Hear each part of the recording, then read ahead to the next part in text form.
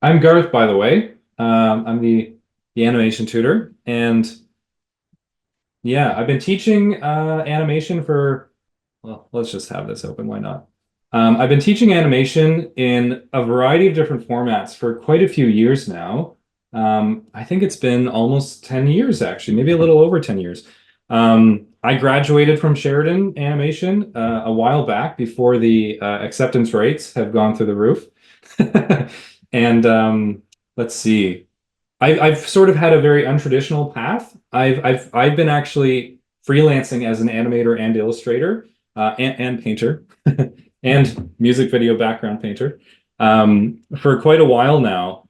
So I've sort of always been a lone wolf. I've always been just sort of creating my own artwork. I've also created my own children's book, and I illustrated that as well. And yeah, I do a lot of different kinds of animation. It's hard to kind of pigeonhole me into just a couple little areas, but you can check out my website. It's actually linked from the About Me page on the Animation Tutor.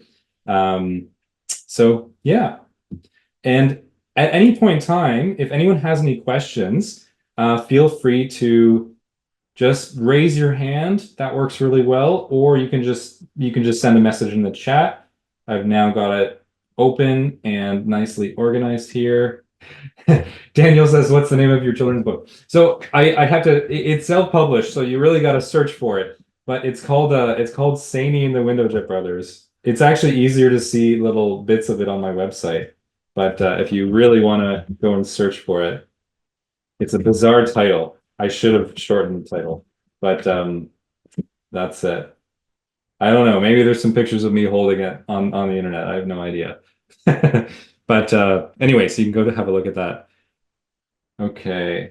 Looks like okay, this looks like we yeah, okay. Well, we'll get started. So welcome everyone. I did a little intro a moment ago. I think probably all of you were there for that.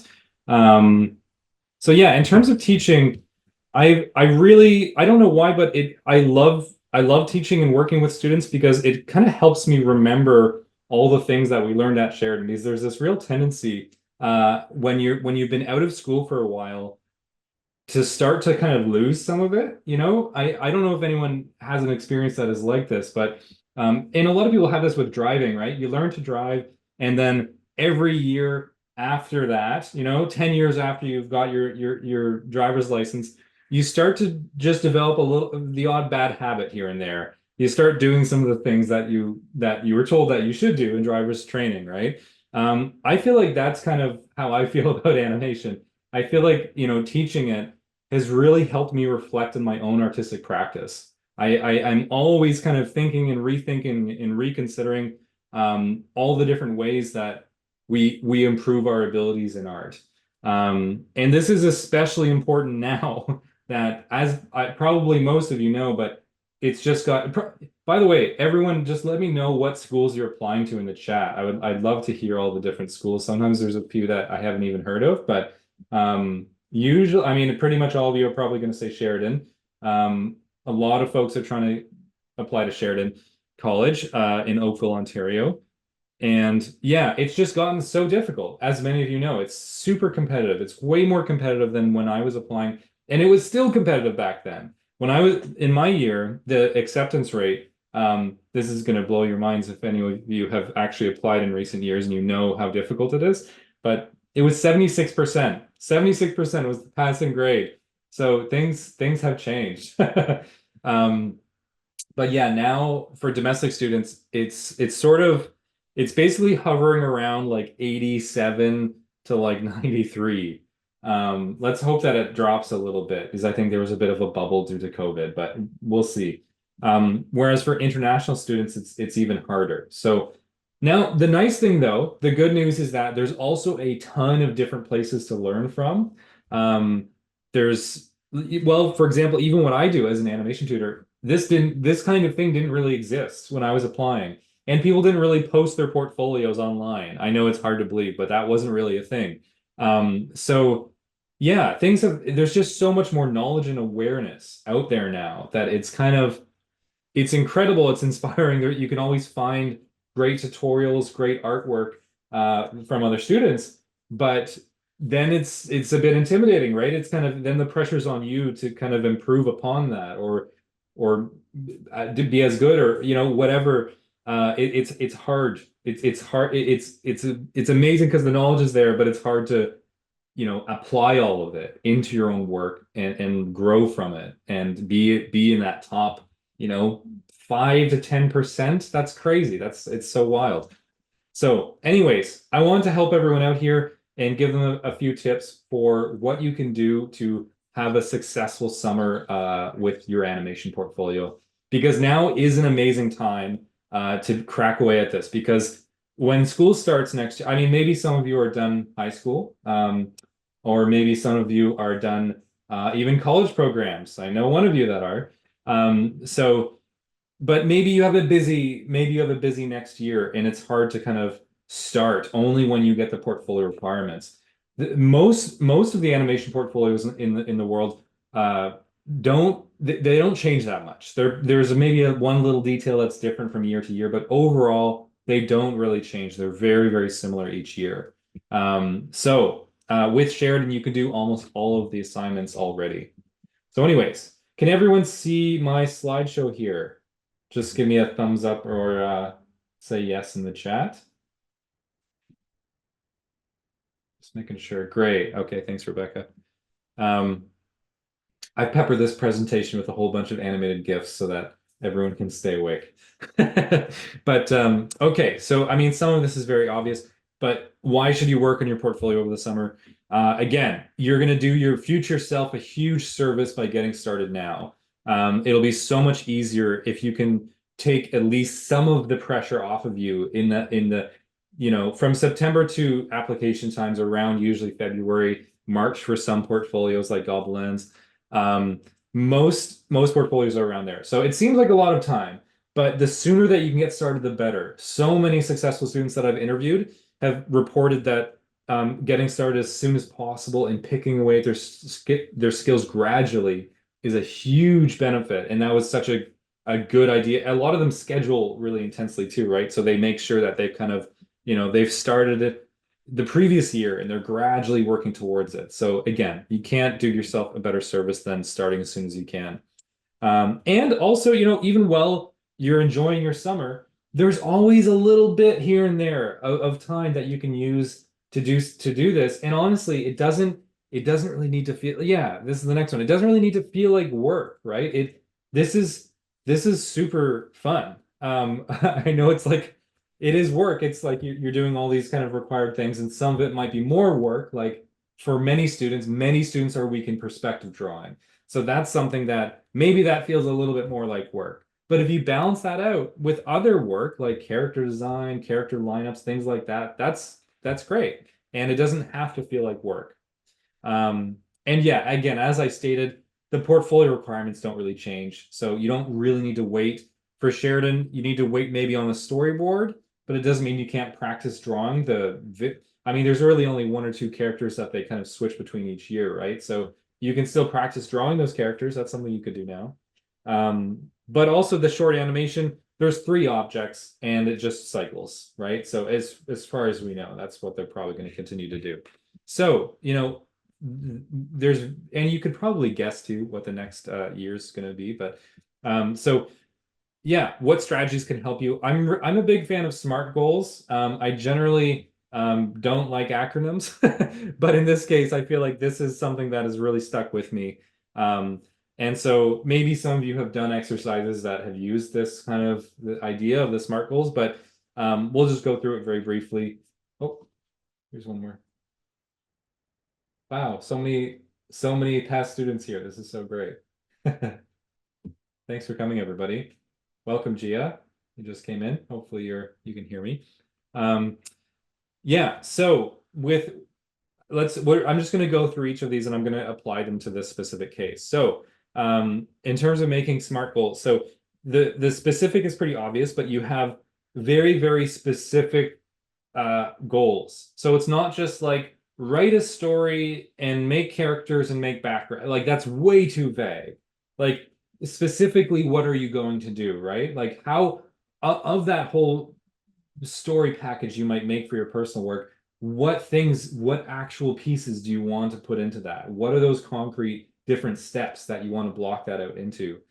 Um, Another great thing about the specific is that by breaking it down into pieces, I think this might be another one too, but it's much easier to kind of tick off some of those marks before, whereas if you have just a giant kind of vague goal, you never get to check off that you've done it, right? It takes ages. So if you have lots of smaller goals, I would say specific and small would be my S.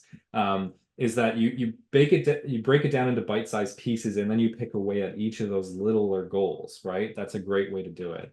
Um, Measurable. So obviously, like you need to again, you need the goal to eventually be able to be achieved, right? That's important. Yeah, attainable. It will be challenging, so no need to worry about that. But it needs to not be, I guess another part of this is you need to actually be able to do it. So for example, many students also haven't done any 2D animation. Hands up if you've done some 2D animation. I would love to see if anyone has actually done like frame by frame animation. Um, and I don't mean like transforms and things like that. I mean like frame by frame redrawing, the long way. Great, Dara. That's awesome. Yeah, so actual like frame by frame animation, most students haven't done. And if you want to then put a goal out there of like, I'm going to do a 18-second character action sequence, might be a little bit difficult. That's a lot. That's a super complicated thing. So yeah, just make it actually doable. That's super important.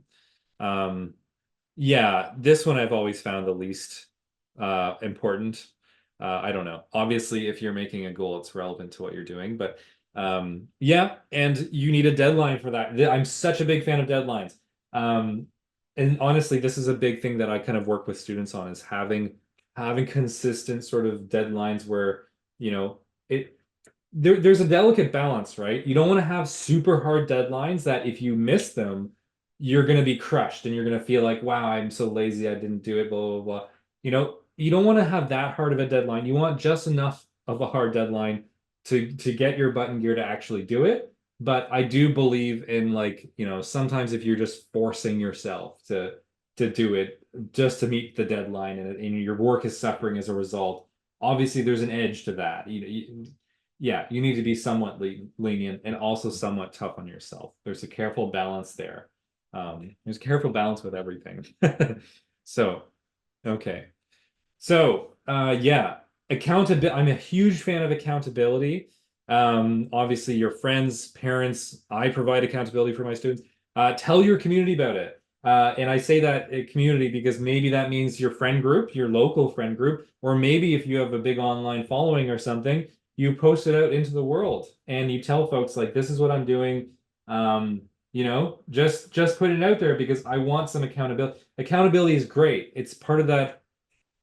It's kind of like a deadline in that it helps you get things done, right? Having a friend know, hey, you said you were going to do this by this date, that's going to help motivate you to do it. If you constantly are missing deadlines, then, that's, I don't know. I find generally students don't. Like if a student is booking a session with me and I see that in the calendar, most of it, occasionally something happens you need to reschedule, but often students try their best to obviously have something done by that date. That's what accountability is.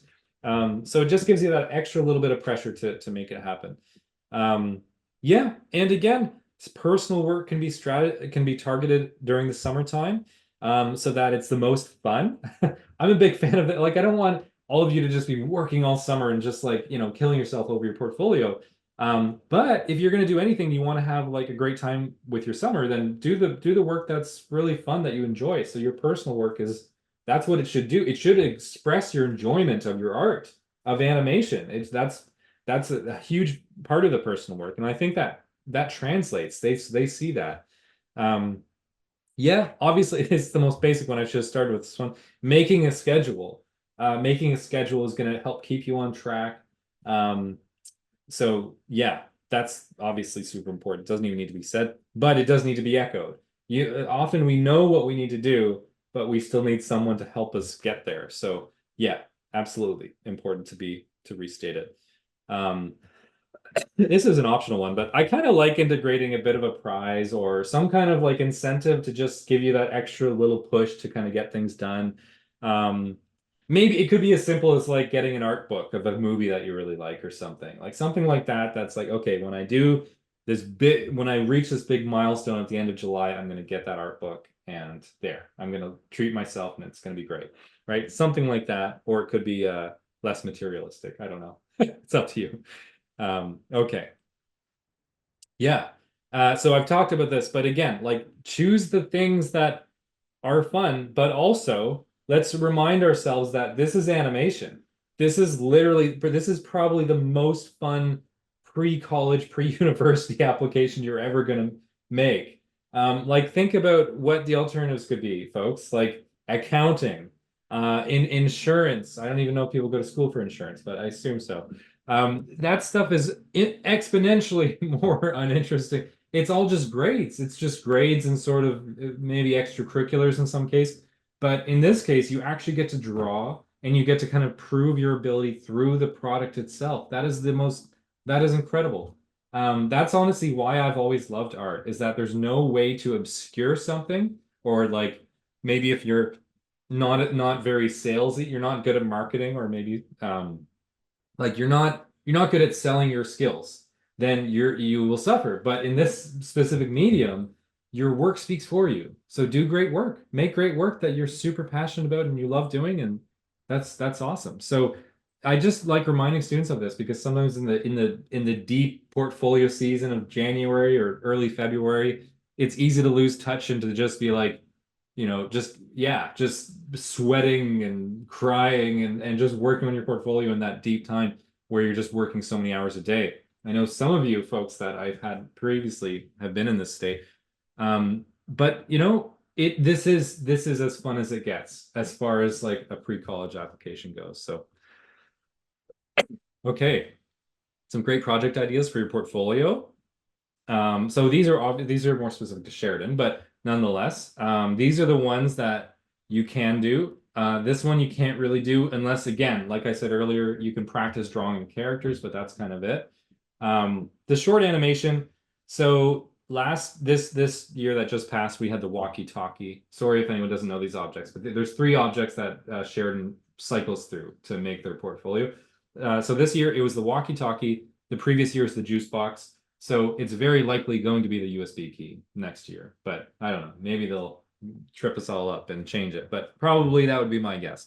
And then again, your personal work is something, there's so much in here that you could pick away at, and you should, because often what happens is students like they focus so much time on the requirements, but then the personal work is just whatever's left over at the end, right? Um, that is not a great way to do well in your personal work. Ideally, your personal work is going to help influence them broadly that this person is worth getting into this program. So yes, they have all those the mark sheets for all the required pieces, but the personal work I think is worth a lot more than what I think it's 15 points for Sheridan. I think it's worth a lot more than that, really, in how it's weighted. So, the numbers give their own weight, but I've seen good personal work get people in regardless of their other work. Now, obviously, you need to make sure all these skills are good enough, but the personal work, I think, tips the balance. That's what I'm trying to say here. Um, and yeah, think about the artwork that you really enjoy and take inspiration from that. Make similar things. Don't copy, obviously, but you can make similar kind of work. Um, so this is a personal work idea that I'm a big fan of. I see it a lot. I encourage it a lot. It's just a good sort of, it kind of communicates that you've done your research in the industry. So create a simple storyline or use a pre-existing story archetype, and we'll talk more about that in a bit. Make some concept art, so some kind of there's a lot of words for it, but like early sort of pre-production development artwork of the potential designs that could be in that story, film, animation, whatever, game. It's up to you. Color scripts, which are sort of colored storyboards that give a bit of a sense of the mood of the scene. Story sketches, which are simple frameless sketches of just moments within that story, of different scenes. Recreate your own character lineup to reimagine the story. Or again, if you're making your own story, then make a character lineup for that story. That's great. Create some backgrounds, some isolated background sets or props. So by isolated background sets, I mean like probably all of you have seen this if you've seen some like video game or animation concept artwork where they take a building and then they kind of like cut out a piece of it. To me, that's sort of like an isolated background, like a little set, a little like here's the exterior and the interior, or here's just this street, here's this building on the street. Just a bit of the context around the background, not just the background itself. It's funny, often students do want to jump right for the kind of static backgrounds, but doing a lot of designs for potential different elements of a background is kind of more valuable, actually. Um, yeah, animate some of the characters that you made in the set list or the character yeah, character lineup. That's what I'm trying to say. So yeah, and ideally, all of this is linked. It's all part of the same story that you're building. I think that's a great practice because then it's like it's almost again, it's like you're looking at an art book of a film and you're kind of, oh, characters, backgrounds, yeah, all that stuff is the kind of stuff that they want to see in your personal work. They don't really want to see things like still lifes or landscape paintings. They want to, or like sculptures you made in art class that expresses your innermost feelings about whatever. It's always much more explorational. Um, so, okay, great question, Daniel. So, what's an example of a more dynamic background? Um, yeah, I mean, I guess, well, okay, there's a lot to unpack there.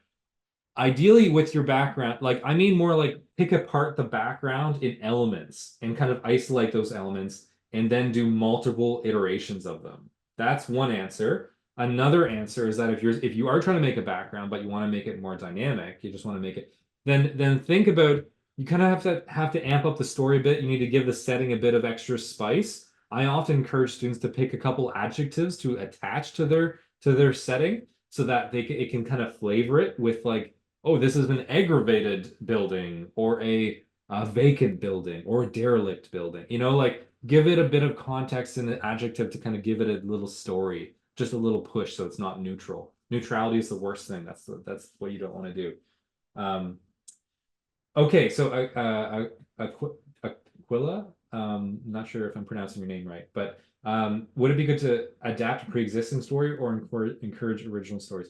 Let me talk about that in a minute because both are great, and I want to discuss that. So we're gonna talk about this. Yeah, we did, Daniel. Great. Okay. Um, so yeah, obviously this is a fair bit. But it doesn't have to be as difficult as you think it's going to be. There's a lot of small pieces to it. Like even something that would you can do that would kind of give you encouragement sooner because it's easier to do is a prop sheet. So a prop sheet, you could pick one of the rooms in your giant story and think about the kind of objects that would be in that room to convey a particular character personality, a certain character archetype. That's a very like you could probably do that in a week. Just a bunch of objects, just a bunch of cool designs of objects in that room. And when we look at those objects, we're like, wow, I see that there's a personality there. I can see that there's a little story embedded in these objects. That's kind of what you want to do. So yeah. And also, like, there's a range here. As for everything, there's always I'm not saying like do the 10 hours per, I mean, this is even if you weren't working, if you didn't have a part-time or full-time job, you could probably do more than this. You should treat it like a job. Like if you could actually really pick away at it, you'd be done your portfolio by the end of the summer, really. So just consider like see what works for you, but try to make a good dent in it. And sometimes tracking it by hours rather than goals is not a bad technique. So that it focuses on the process, not on the end product, which is loving the process, focusing on the process is something you're going to hear a lot in animation because so much of it is process. It's funny, like the pre-production phase of an animation is so long, whereas you know, an actual that when an animation is in production, it's just so fast. It's just, full speed ahead. The characters are designed, the backgrounds are designed, the characters rigged if it's 3D or 2D rigged. Everything when it's in production, it is just yeah, it just blows by from what I've heard for folks that work in feature film. I have a friend that I studied with that works at Pixar, and he said this. He says like, wow, the so much is in that pre-production phase. So yeah, that's I so do a lot of that. Do a lot of that as much as you can over the summer. And again, this is kind of the role that I serve for a lot of students out there is that I help provide that accountability of knocking on your door and being like, all right, like, you've booked some sessions, you've paid for a course. Let's see the work, right? I'm here to kind of meet with you and obviously give you feedback and give you corrections on your work. That's how this works. Um, but again, you might be able to have an accountability buddy with a friend. Maybe you know someone that is also studying it or wants to get into animation. Then make some goals with them. That's a perfect opportunity. There's so many folks in the Discord or online that you can find that are even some of the rejected portfolios on YouTube. A lot of people post their rejected portfolios. Reach out to some of them and say like, "Hey, I also really want to get in, and I see that you were rejected. Let's do this together." You can create that accountability. There's lots of ways to create accountability, but it is super valuable. Okay. Um, okay, so again, I have to tell you about a couple of things that I'm doing that are sort of going to help you along into this practice, into creating a system for yourself so that you have expectations in place to kind of produce work on a regular basis because that's the biggest thing.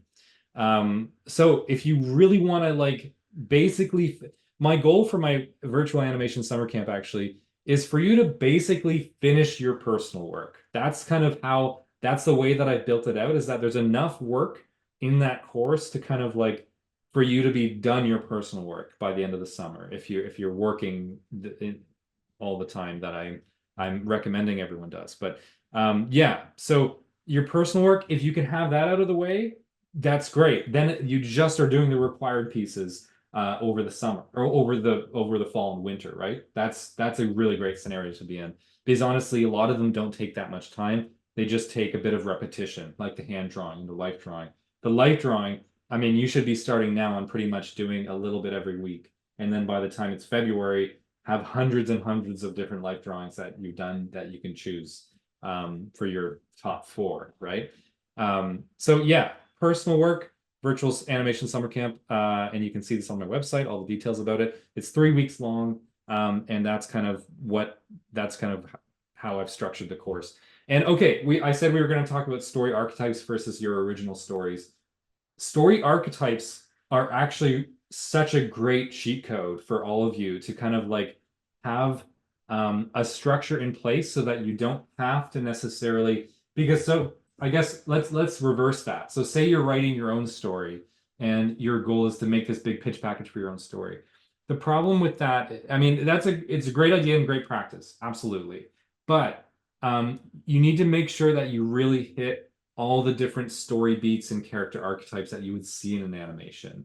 And there needs to be a certain like believability and tangibility to the story that sometimes I see a little bit lacking in some of my students' personal stories because, and it's not anyone's fault, it's just that you're all fairly young. We're all pretty young. We have limited influences. We have limited stories that we can just kind of summon in a moment's notice, right?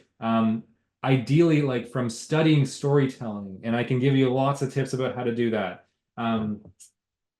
A lot of these books back here actually are all about storytelling because I've been reading about storytelling for like 15 years, and there is a lot of things that like you think you can just kind of write and go for it, but writing is a whole like I absolutely have utmost respect for writers because that is a whole other craft and it requires its whole other, discipline. It's not to say that animators can't write, but it does mean that, if you're a visual artist first, writing like it's you can't just kind of fake it, right?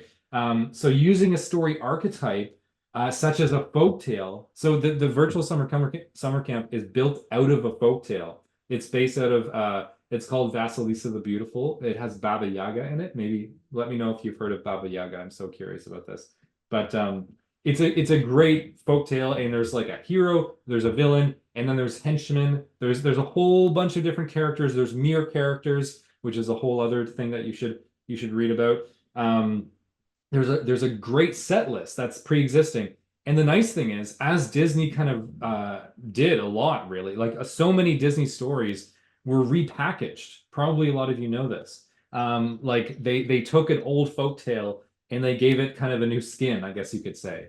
That's a great way to see this kind of idea of the story archetype. You take an older story, an old folk tale or classic story of some kind, and then you rebrand it with your own designs, your own characters. And you don't have to reference that story. This is done all the time. Everyone was so critical of Avatar when it came out, right? Remember Avatar? The not the second one, I mean the first one.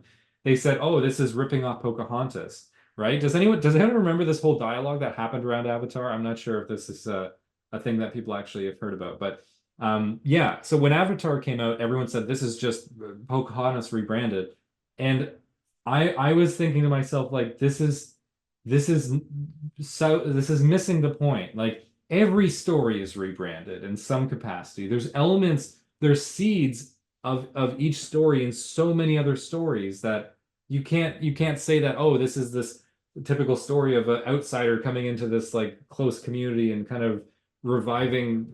Dune is the same thing. Dune is very similar to Pocahontas and Avatar. So, these story archetypes, they live on, they keep going. And so sometimes starting with the story archetype as a basis for your own story is not a bad idea. So I'll just push that kind of sailboat out to sea there, so you can think about that.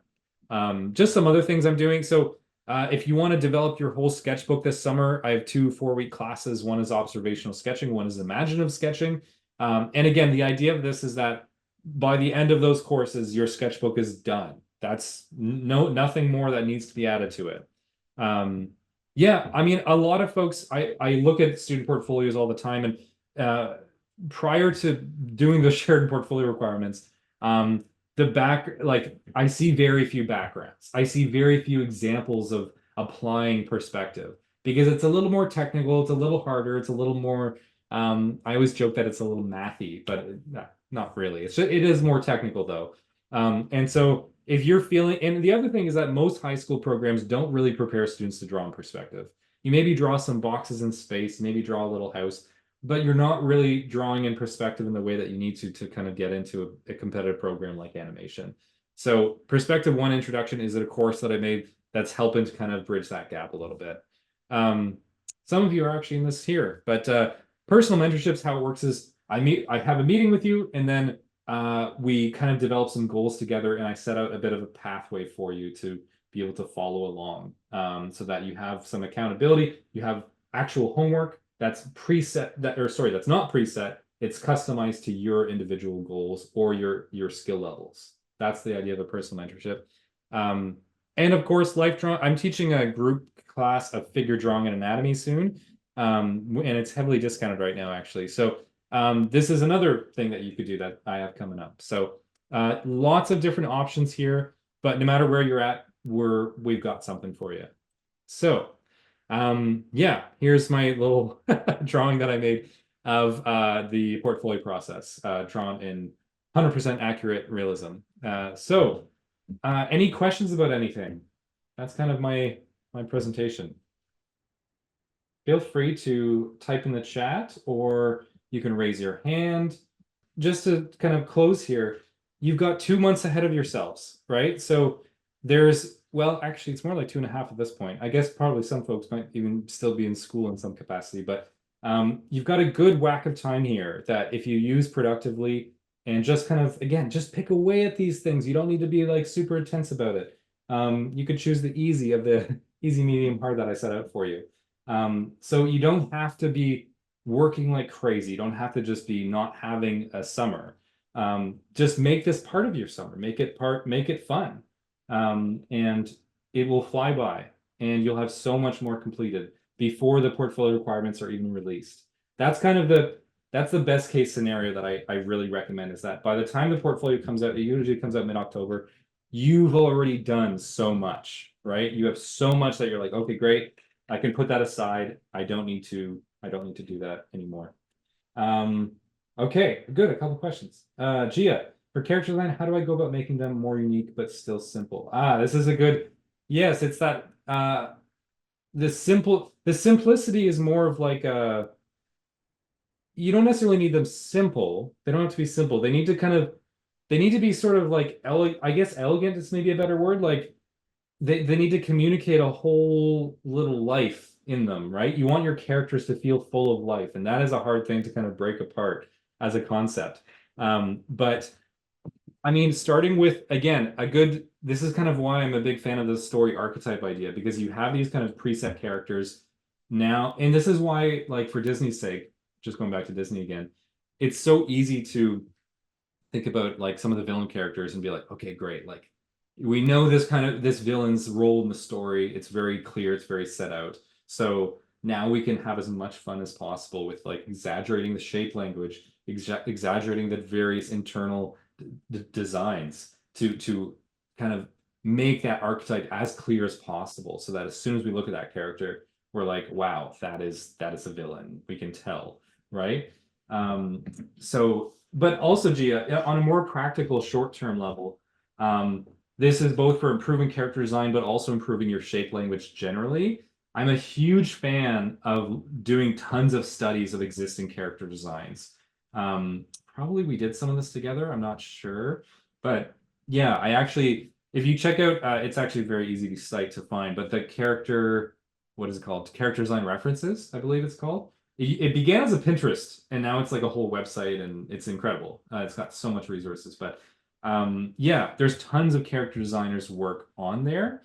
So just like literally copying it in your sketchbook, not for the purpose of handing in. You don't want to plagiarize artwork, but just for learning.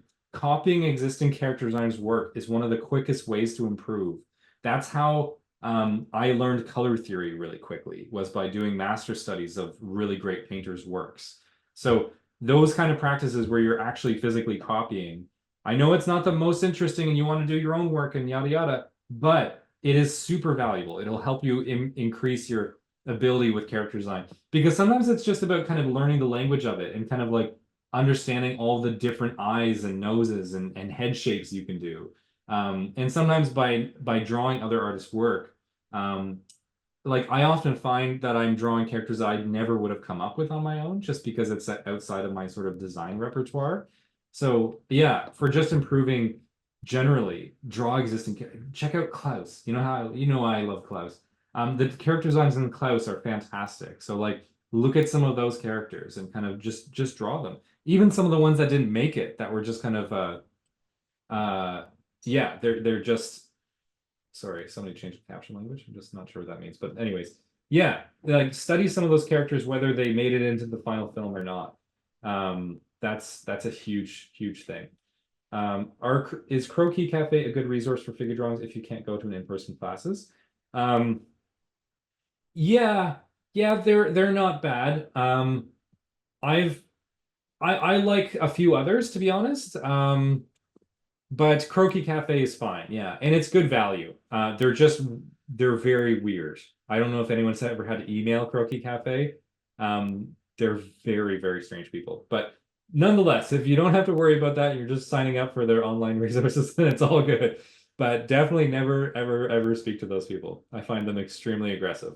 But aside from that, there's some great resources for life drawing on ArtStation, and also um, well, I think it's called like Life Drawing References or something. I have it actually on my animation resources page. Let me just check here. I have like my top recommended life drawing sources right here. Oh yeah, the new Masters Academy. The only thing with this is that it's well all the free ones, like these are all free. They are well trodden. Many students go to these, and I see a lot of the same poses. Let's just put it that way. So these ones are a little bit better. Oh, they're just called reference pictures on Gumroad. Okay. Um, yeah, so those ones are better. I like them. They cost a little bit, but it's great value, and you'll have poses that are just less common. Okay. Do's and don'ts for making the project enjoyable. Find it more difficult to enjoy the process with a deadline in mind. Interesting. So yeah, Daniel, that's a good question. Like I personally I like a deadline, but maybe it's because I've learned to because I've done so much freelance work. I'm not sure. Did I always like I guess I did like deadlines because it puts a little bit of fire to my feet. but how your distance to that fire maybe is what you need to kind of change up a little bit. How much pressure do you want from that deadline?